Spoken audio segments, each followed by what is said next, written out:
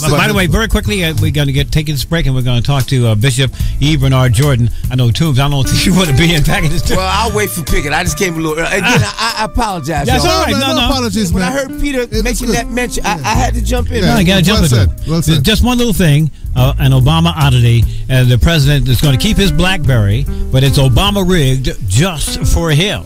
So I guess if you try to... It's just for him and MLK. You're okay. right. How about this? It's going to blow up on you. So what? On that note, we'll take a break. Come right back with Bishop E. Bernard Jordan. You're listening to The Week in Review right here on KISS FM. Don't go away.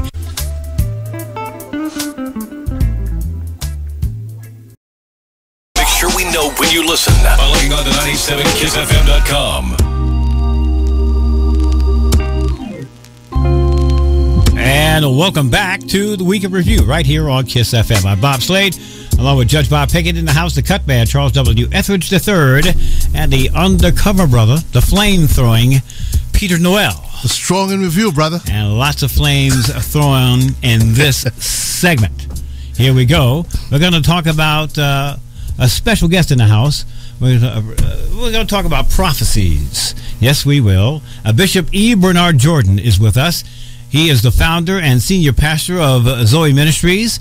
You see him on television. You see brother all over the place. He has ministered to some very famous folks. We'll get into that in just a bit. But he's also a prophet who, as a businessman, a prophet, I mean, you name it, the man does it.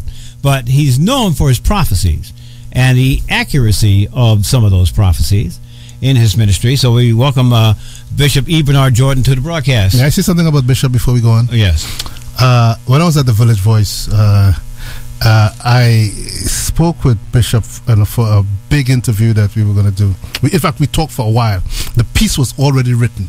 Some of the things Bishop was telling me, I was saying, this man is so far ahead. My editor, I never gave Bishop this explanation, but he knew that the piece was pulled at the end. But my editor, Don Forst, was reading this stuff and he's saying, I want to believe this. I believe this. But, there's something about, the paper. The paper is going in a certain direction and where does the piece fit in? I said, the piece came to us, Mr. Force. I argued and he was willing to do it. But at the last minute, he pulls it because he says people may not believe that, some of the things that Bishop is saying. And lo and behold, it has come to pass, most of the things. But it's not that my editor didn't believe. He was a little skeptical. But hey, that's what happens when you're a prophet, not with, in your own country, brother, in your own territory. Well, I'll ask Bishop. Well, let's ask Bishop. Wanted to say that. Did he prophesize that after that you would be gone from the Village Voice?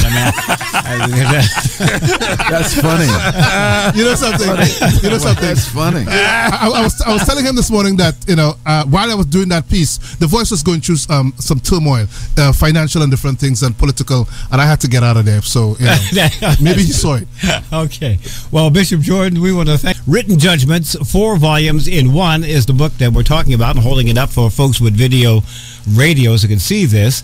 And first, tell us about the book and the prophecies. So some of the prophecies. We'll get into that in just a second. But why did you write this? Well, I wrote the book because the Spirit told me to begin to write a book in 5 volumes, and I was supposed to complete the 5 volumes before the year 2000. I stopped at volume 4 because what I started seeing when I started to write volume 5, some of the stuff was so crazy and way out that that would take another broadcast to go into, but I am going to get ready to go and do Written Judgments Volume 5. Written Judgments Volume 1, I started talking about the different states, what would begin to happen inside some of the different states, and it started out with the economy, the country. Written Judgments Volume 2, I started prophesying about the Caribbean and about changes that was getting ready to happen in the Caribbean nation, and there's even still some more changes that's going to happen in the Caribbean as well.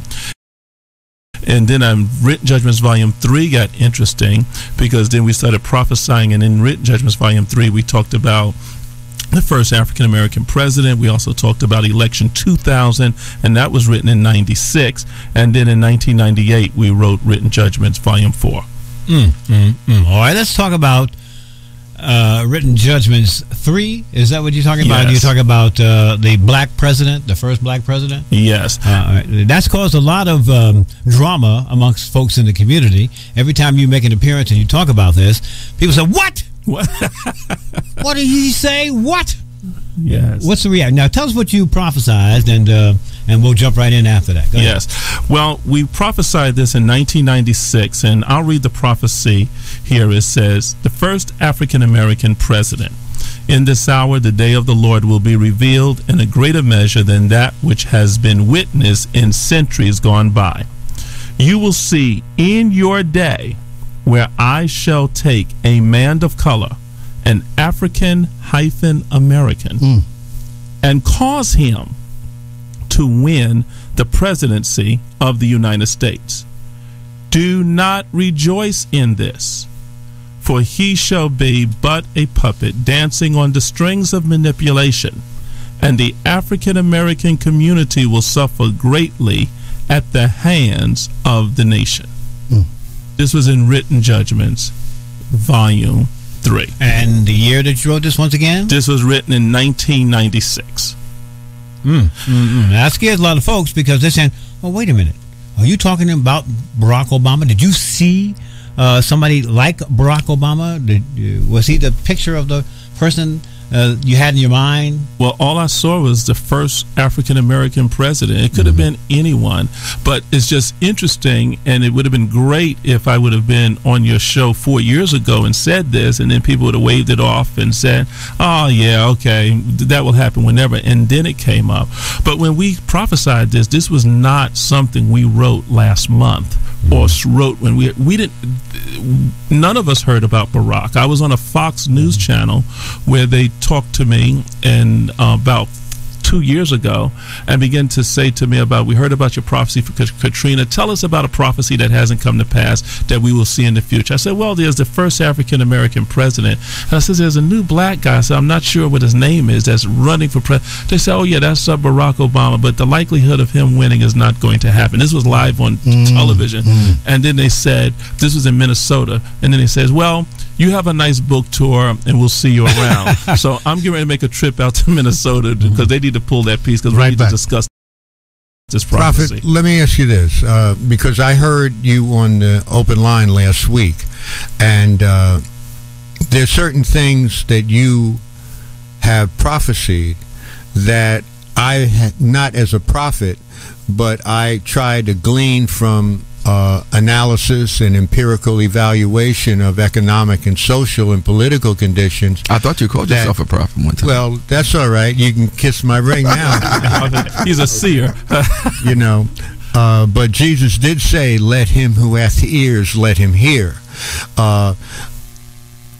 In addition to what you just quoted, and given the current collapse that nobody thought, none of the financial pundits, prognosticators, or otherwise thought that we could see the demolition of Wall Street in 5 months. Wow. Is there anything that you have seen?